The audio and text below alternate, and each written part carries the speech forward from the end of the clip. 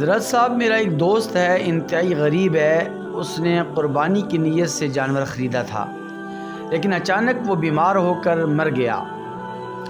اب اس کے لیے کیا حکم ہے؟ کیا اس پر دوسری قربانی واجب ہے یا نہیں؟ قرآن و سنت کی روشنی میں رہنمائی فرمائیں۔ غلام مصطفیٰ تبسم صاحب، ضلع جامشورو، فرام صوبہ سندھ۔ دیکھیے، یہ مسئلہ پہلے بھی کئی مرتبہ شیئر کیا جا چکا ہے۔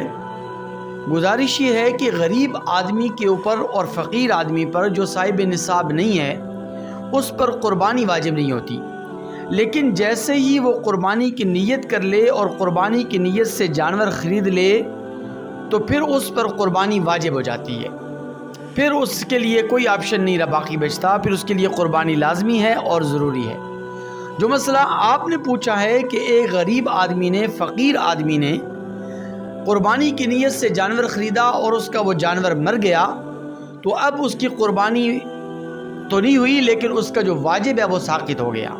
اب اس کے اوپر دوسری قربانی واجب نہیں ہے، دوسری قربانی اس کے لیے کرنا ضروری نہیں ہے۔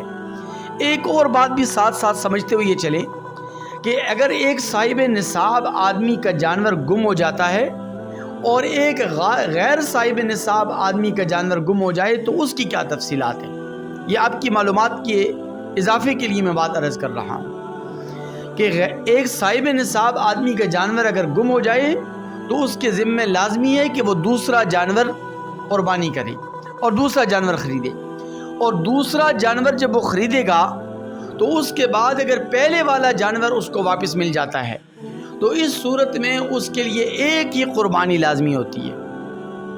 دوسری قربانی کے بارے میں اس کو اختیار ہے، چاہے وہ اس کی قربانی کرے چاہے نہ کرے، اگر کر لے تو بہت اچھی بات ہے، نہیں کرے تو اس پر لازم نہیں ہے۔ لیکن اگر ایک غیر صاحب نصاب آدمی، ایک غریب اور فقیر آدمی قربانی کی نیت سے جانور خریدتا ہے اور اس کا جانور گم ہو جاتا ہے اور وہ دوسرا جانور خریدتا ہے، پھر بعد میں گمشدہ جانور بھی اسے مل جاتا ہے، تو اب اس کے بعد دو جانور ہو گئے قربانی کے، تو اس کے اوپر یہ دونوں جانور اور دونوں جانوروں کی قربانی لازم ہو جاتی ہے۔ کیوں؟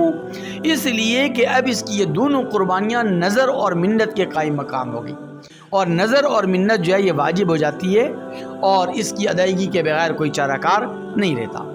البتہ غریب اور غیر صاحب نصاب آدمی کو ایک سہولت دی جاتی ہے شریعت کی طرف سے، وہ یہ کہ اگر ایک صاحب نصاب آدمی جانور خریدتا ہے اور جانور خریدنے کے بعد اگر وہ جانور عیبدار ہو جائے ذبح ہونے سے پہلے تو اس کے لیے لازمی ہے، اس صاحب نصاب آدمی کے لیے لازمی ہے کہ وہ دوسرا جانور خریدے گا۔ لیکن اگر ایک غیر صاحب نصاب آدمی، ایک غریب اور فقیر آدمی اگر ایک جانور خریدتا ہے اور پھر اس کا وہ جانور عیبدار ہو جاتا ہے تو یہ غریب اور یہ فقیر آدمی، غیر صاحب نصاب آدمی اس عیبدار جانور کی قربانی بھی کر سکتا ہے اور اس کی قربانی بھی ادا ہو جائے گی، اس کے لیے ضروری نہیں ہے کہ وہ دوسرا جانور خریدے۔ تو اس لیے یہ تمام تفصیلات آپ کے سامنے عرض کر دی گئی ہیں۔ امید واثق ہے کہ آپ کے مسئلے کا جواب اور آپ کے سوال کا جواب، تسلی بخش جواب آپ کو مل چکا ہوگا۔ ویڈیو اگر اچھی لگے تو اسے لائک اور شیئر ضرور کر دیجئے گا، اور کمنٹس میں مزید کوئی سوالات ہوں تو وہ بھی ضرور کیجئے گا۔ السلام علیکم ورحمۃ اللہ وبرکاتہ۔